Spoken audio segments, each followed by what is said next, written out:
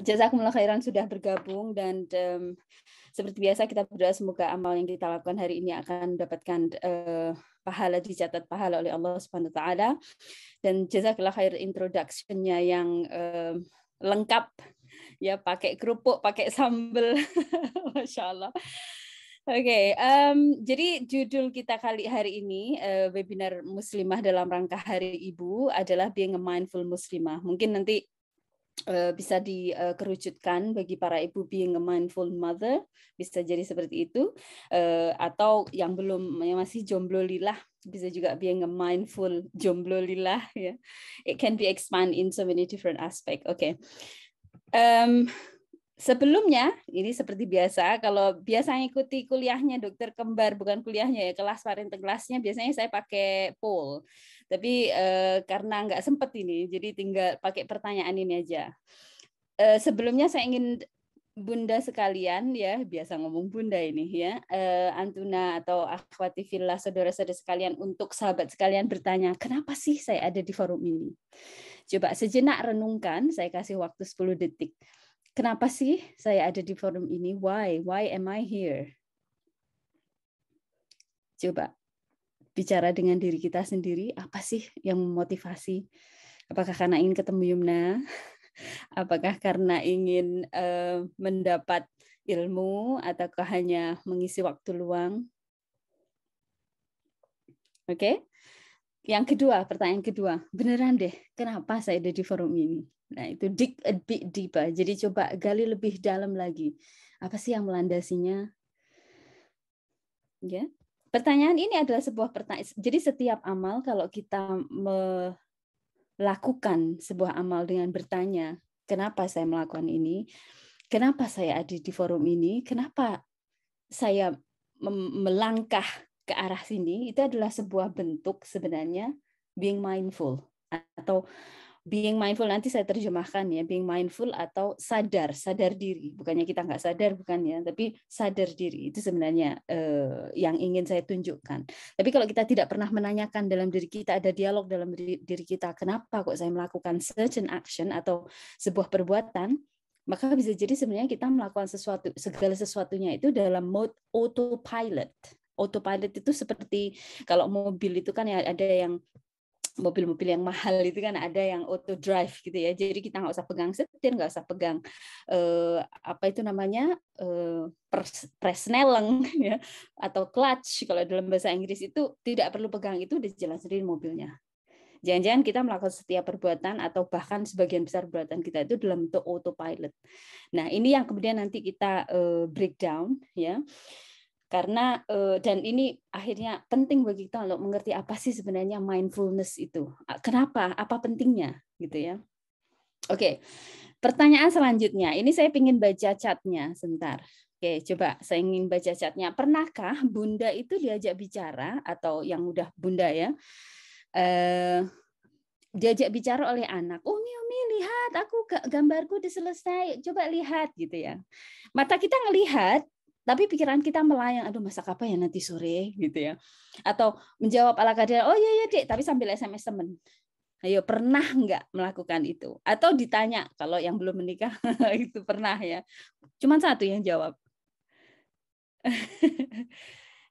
Pernah nggak? Pernah seperti itu? Pernah. Kalau yang mungkin yang masih jomblo ditanya sama bapak ibunya, nak mau kemana gitu? Oh mau keluar mama, keluar, sambil SMS gitu ya. Intinya nggak fokus. Pernah nggak merasa seperti itu? Pernah ya? Sering ya, bahkan mungkin bisa dihitung hampir tiap hari kayak gitu ya. Jadi ini adalah bentuk sering ya, pernah sering. Dan ini adalah sebuah bentuk, kalau dalam bahasa neuroscience itu namanya lapse metakognisi. Artinya apa? Kita tidak gelambiar, kalau bahasa Jawa, kita nggak ngerti apa yang sedang kita lakukan, kita nggak fokus dengan apa yang kita lakukan. Dan efeknya banyak gitu ya. Nanti kita bicarakan apa efeknya kalau kita itu nggak punya mindfulness. Oke, pertanyaan terakhir. Kapan terakhir kali Anda, ibunda, sahabat semua diam sejenak, diam saja, hening sebentar saja tanpa melakukan apapun. Tanpa makan, tanpa minum, tanpa gadget, tanpa nonton TV, tanpa berpikir tentang masa lalu dan tanpa berpikir tentang masa depan. Diam aja. Ya, diam dan tidak melakukan apa-apa, tidak berpikir apa-apa, hanya sekedar menikmati hujan yang ada, yang as it drop, ya, menikmati hujan, menikmati suara burung yang berkicau, menikmati suara aliran sungai mungkin, atau menikmati melihat anak-anak yang sedang bermain, ya, atau melihat lalu lalang orang di depan rumah kita. Pernah nggak? Kapan terakhir kali? Ada yang ingat kapan terakhir kali? Mungkin 2 tahun lalu, setahun lalu, kemarin, atau tadi? Mungkin banyak belum pernah, ya. Ada yang lupa dok kapan gitu ya. Tidak pernah. Subhanallah. Nah, ini makanya pertanyaan ini saya ajukan untuk menunjukkan kepada kita betapa dalam kehidupan kita sehari-hari itu kita run gitu ya, lari gitu ya, tanpa berhenti, tanpa jeda, tanpa berhenti sejenak. Ya, ada yang bilang belum pernah tapi ketiduran. Nah itu udah bagus ya, udah pernah tapi terus ketiduran itu mending daripada nggak pernah sama sekali. Oke, pernah tapi lupa. Nah, pernah bulan Juni, masya Allah ada yang malah ingat bulannya gitu ya. Bagus kalau udah pernah. Tapi ini sebagian dari kita mungkin belum pernah sama sekali, atau jarang, atau tidak pernah gitu ya. Oke, udah selesai ini exercise-nya. Sekarang exercise berikutnya. Coba Bunda baca ini. Saya kasih waktu ya, 10 detik. Baca. Baca dalam hati nih dok. Baca dalam hati. Baca dalam hati. Oke.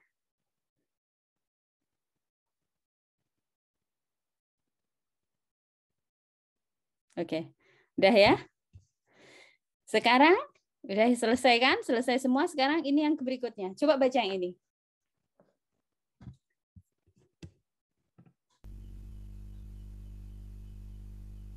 Saya wakili baca dengan keras nih, atau gimana?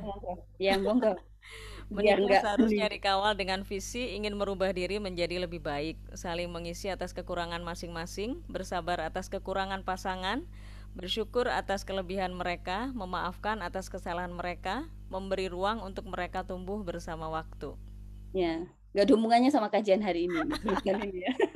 Latihan ini membaca ini cerita. Iya, ini hanya contoh saja. Kira-kira ini dengan slide yang sebelumnya, lebih enak yang mana ini baca? Yang ini yang pertama atau yang kedua? Yang kedua. Yang kedua. Kenapa kok lebih enak yang kedua? Mungkin diwakili satu orang, Bunda. Lebih jelas, ada spasinya, Ustazah. Ada jeda. Ada jeda, ya. Ada jeda. That's what I'm looking for. Itu yang saya cari. Jadi ada jeda. Ya, tulisan aja kalau nggak ada jeda nggak enak bacanya. Ya kan? Tulisan kalau nggak ada jeda kita bingung. Ini coba ini. Bacanya pelan-pelan, ini menikah seharusnya kan gitu ya. Jadi susah. Menulis aja butuh jeda. Apalagi dalam kehidupan. Kalau hidup kita itu nggak pernah ada jeda, apa yang terjadi? Subhanallah, kita akan benar-benar pusing, capek, atau bisa jadi mumet gitu ya, pusing, atau kemudian kalau kita dalam 24 jam sehari, kalau kita ngelihat kita hidup 24 jam sehari, 7 hari seminggu 7 hari ya. Kalau benak kita itu terus-menerus berputar, 5 indera kita itu terus terangsang gitu ya, belum ya nanti yang harus ngurusin anak, bekerja, kemudian scrolling up and down, scrolling Facebook, social media dan seterusnya ya, bisnis, ada yang bisnis dari rumah, bersosialisasi, ya, menelpon teman dan seterusnya, TV. Kira-kira apa jadinya? Capek, mudah lupa, ya, kemudian stres, bingung, khawatir, bahkan bisa jadi kita putus asa dan endingnya burn out. Burn out itu kehabisan bahan bakar. Karena kita tidak berhenti sama sekali, ya. Kita tadi sudah, ini adalah exercise atau latihan yang membuktikan kepada kita bahwa jeda itu dibutuhkan oleh benak kita, dibutuhkan oleh mata kita, dan dibutuhkan oleh jiwa kita. gitu ya. Dan disinilah nanti pentingnya kita being present in the moment, atau kalau dalam bahasa Indonesia mungkin sadar penuh dan hadir utuh gitu ya. Agak susah sih mungkin diterjemah apa maksudnya sadar penuh ya. Emang ada sadar yang nggak penuh ya? Ada gitu ya. Unmindfulness itu sadar nggak penuh. Kalau mindful itu sadar penuh. Kita being in the present, kita ada hadir di saat ini itu saya sedang ngasih makan anak. Ya kita fokus ngasih makan anak itu. Mindfulness itu seperti itu. Nah, judul kajian hari ini tuh memang Mindful Muslimah. Sebelumnya apa yang melatar belakangi? Tidak lain dan tidak bukan adalah semakin besarnya tantangan yang harus dihadapi oleh kita sebagai seorang muslimah, sebagai seorang wanita, apalagi seorang ibu dalam mendampingi tumbuh kembang dan mendidik anak-anak kita. Banyak sekali ya kasus-kasus yang terjadi yang membuat kita khawatir sebagai seorang ibu. Nah, salah, ini sebentar. Jadi seorang Profesor Richard J. Davidson, beliau adalah Profesor of Psychology and Psychiatry dari Wisconsin Madison University di Amerika, menyatakan bahwa ada beberapa tantangan, ada beberapa challenge gitu ya yang dihadapi oleh manusia di zaman sekarang. Gitu ya, yang itu menyebabkan kita tidak bisa atau sulit untuk punya mindfulness atau sadar penuh dengan apa. Yang pertama adalah distractibility. Distractibility adalah gangguan distraction yang membuat seseorang itu yang membuat seseorang itu tidak fokus pada apa yang sedang dia lakukan. Jadi dalam sebuah riset dikatakan 47% American adult, jadi orang Amerika yang sudah dewasa itu tidak tahu apa yang sedang mereka lakukan. Ya, mayoritas ya, majority of the time atau kebanyakan secara umum mereka tidak tahu bahwa aku tadi sudah kirim SMS toh. Aku tadi sudah misalkan tadi aku taruh mana ya jam tangan saya, atau taruh di mana ya kunci saya, taruh di mana dan handphone saya. Ini semuanya karena memang ada banyak distraction. Jadi 47% ya itu mereka tidak tahu sebenarnya apa yang sedang saya lakukan, karena benaknya itu bercabang kemana-mana. Dan salah satu implikasinya itu tingkat ADHD atau attention deficit and hyperactivity disorder. Ya, ADHD mungkin ada yang tahu, ada yang nggak tahu ya. ADHD itu adalah anak yang super hyperaktif gitu ya. Nggak hanya hyperaktif aja, tetapi mereka punya gangguan konsentrasi ya, attention deficit, dan itu adalah bagian dari gangguan mental. Itu meningkat dari tahun ke tahun.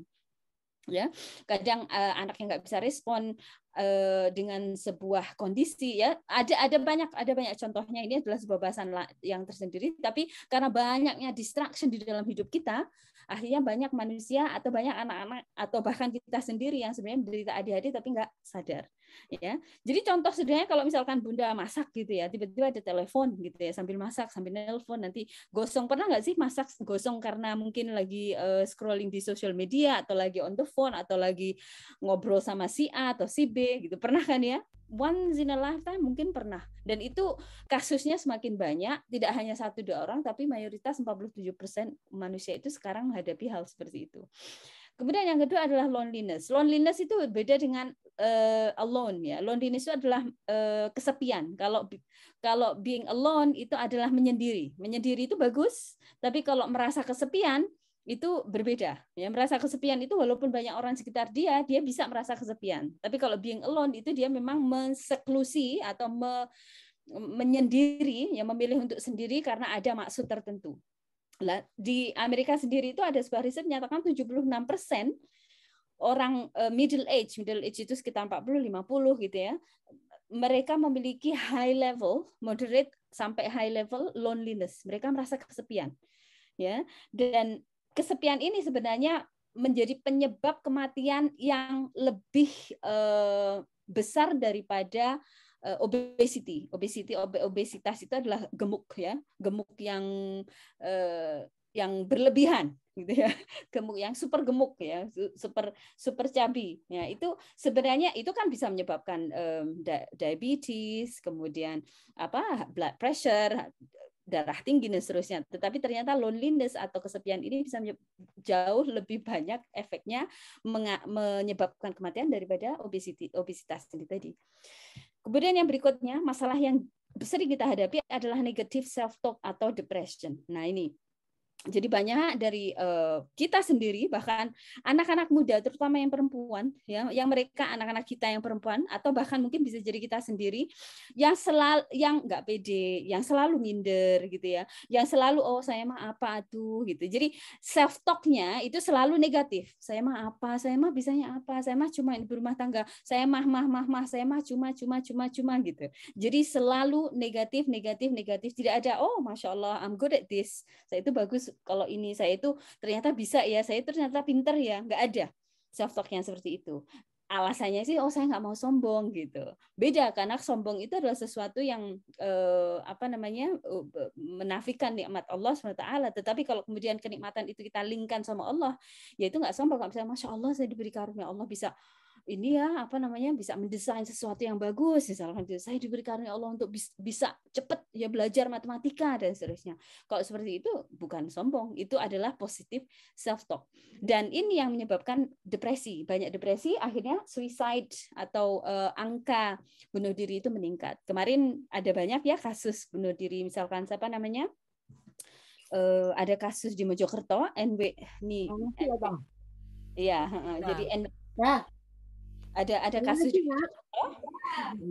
belum mute, di mana ada kekerasan seksual di sana sampai kemudian dia bunuh diri. Kemudian saya baca berita juga di NTT ada anak 22 tahun gantung diri. Sepertinya kasus bunuh diri ini semakin banyak, dan ternyata memang demikian, akhwati fillah ya bunda sekalian, karena WHO sendiri menyatakan bahwa setiap 40 detik itu ada satu orang di suatu tempat di dunia ini bunuh diri. Bayangkan ya, 40 detik. Subhanallah. Dan ini akhirnya bisa kita simpulkan dalam setahun itu 800.000 orang itu bunuh diri. Ya, dan yang paling banyak adalah berasal dari negara menengah, ya, negara dengan perekonomian menengah ke bawah. Yang terbesar adalah Eropa dan South Asian atau Asia Tenggara. Indonesia itu termasuk Asia Tenggara loh ya. Dan angka yang paling tinggi adalah antara 15 sampai 19 tahun.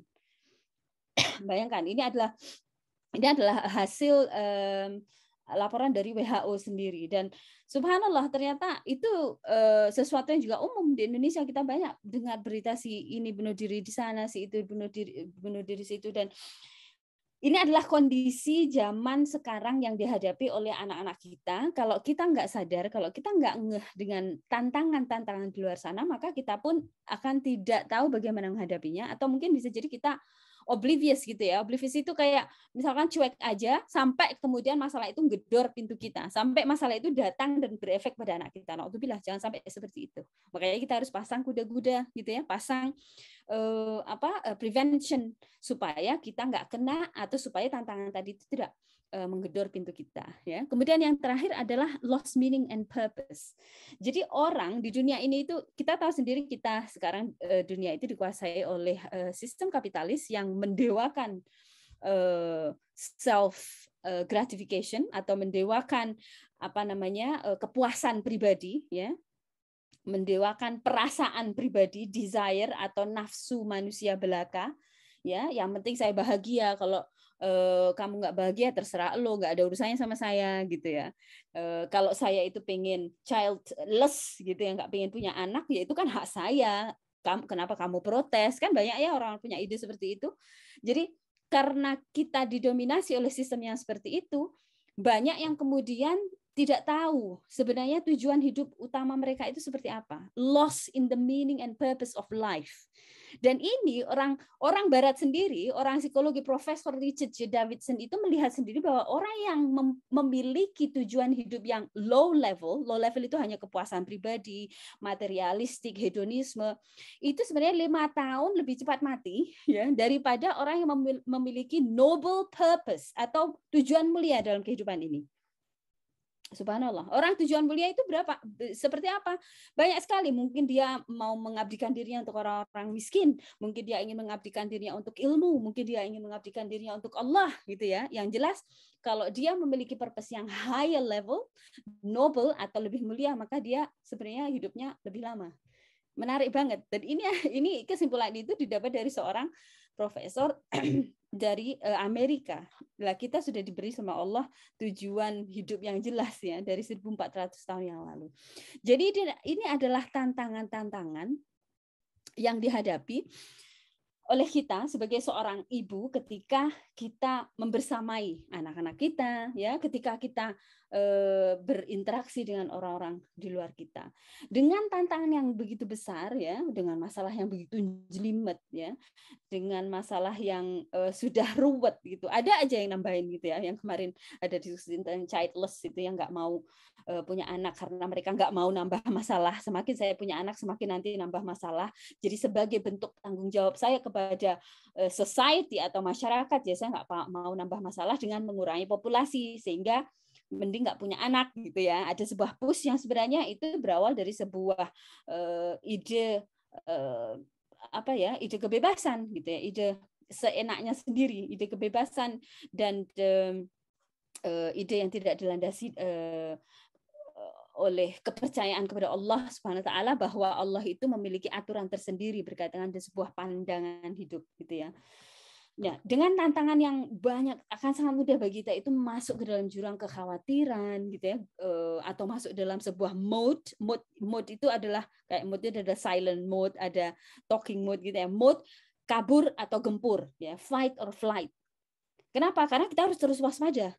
Kita terus waspada sebagai seorang ibu dan kita selalu ingin melindungi anak-anak kita. Sebagai seorang manusia wajarlah kalau kita itu pingin hidup tenang, hidup bahagia gitu ya, membersamai anak itu tidak tegang, tidak sambilan ya, sambil ini sambil itu. Tapi penginlah tentunya kita sebagai seorang ibu itu membersamai anak-anak kita atau sebagai seorang muslimah itu tumbuh dewasa itu dengan sebuah positif environment gitu atau lingkungan yang positif. Nah, apakah mungkin menjadi muslimah yang mindful, ibu yang sadar penuh ya dengan kondisi yang seperti ini ya, dengan kondisi yang runyam ya, banyak distraction atau banyak gangguan, belum lagi kita punya masalah di keluarga, masalah dengan suami, mertua, kolega, teman, kasus masyarakat, COVID yang nggak ada ujungnya gitu ya. Jadi dan juga penguasa yang mungkin tidak tahu bagaimana mengurus rakyatnya. Bisa dibayangkan benak kita itu seperti benang ruwet ya. Akhwati fillah ya, dan sampai ruwetnya itu bahkan mungkin kita butuh waktu untuk mengurai masalah-masalah tadi ya, mengurai tantangan-tantangan tadi. Nah, proses penguraian ini tadi itu butuh waktu. Inilah yang kemudian nanti butuh jeda dalam hidup kita. Mana ujungnya ya, ujung dari masalah ini dan kemana endingnya dari masalah ini. Ini butuh waktu untuk mengurai. Dan apakah iya ya, apakah boleh sebenarnya Islam, apakah maksudnya Islam itu mengajarkan kepada kita untuk melalui kehidupan ini itu dengan penuh stres gitu ya? Apakah memang harus Muslim itu hidup dengan kondisi memang stressful, tapi apakah kemudian itu harus berefek kepada mental well-being kita? Ya, mental kita menjadi orang yang gampang depresi, kita menjadi orang yang sangat reaksioner, reaktif gitu ya. Apa nggak boleh Islam itu apa nggak boleh kita itu menikmati momen dalam kehidupan ini, ya? Apakah ada cara lain menanggung beban yang berat ini? Ya, ini insya Allah yang melatar belakangi dari diskusi kali ini. Ya, ada sebuah pernyataan dalam bahasa Inggris. It is not the load that we break you, but it is the way you carry it. Jadi beban itu bukan beratnya beban, ya, yang membuat kita itu jadi break atau luluh lantak gitu ya. Tetapi bagaimana kita membawa beban tadi. Subhanallah. Kalau kita membawa bebannya itu benar, ya, maka beban itu walaupun berat masih bisa kita pikul. Tapi kalau cara membawa beban kita itu salah, maka itu akan merusak tulang punggung kita, atau mungkin merusak muscle kita atau otot-otot kita dan seterusnya. Makanya it's not the load, bukan beratnya beban, tetapi bagaimana kita membawa beban tadi.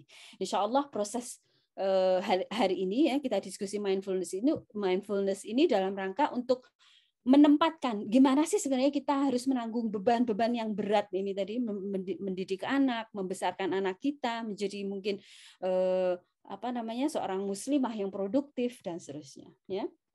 ketidakadanya mindfulness ini akan jadi salah satu alasan kenapa orang itu gampang stres dengan hal-hal kecil, gampang depresi dengan hal-hal kecil. Misalkan anak numpain susu gitu, atau anak nggak mau makan, suara klakson di luar mobil, ya kalau di sini itu nyetir mobil kemudian ada pip-pip, itu sudah bisa ini ya menyebabkan pertengkaran gitu ya. Teman nggak jawab SMS kita jadi sensi, teman ngelengos saat ketemu kita jadi sakit hati gitu ya. Banyak hal kecil yang terjadi akhirnya menjadi besar dan berefek pada pertengkaran, berefek pada jiwa kita karena kita tidak mampu melihat permasalahan itu secara objektif, karena kita tidak stop and think, kita tidak jeda, itu tadi ya, kita tidak menerapkan proses jeda dalam kehidupan kita.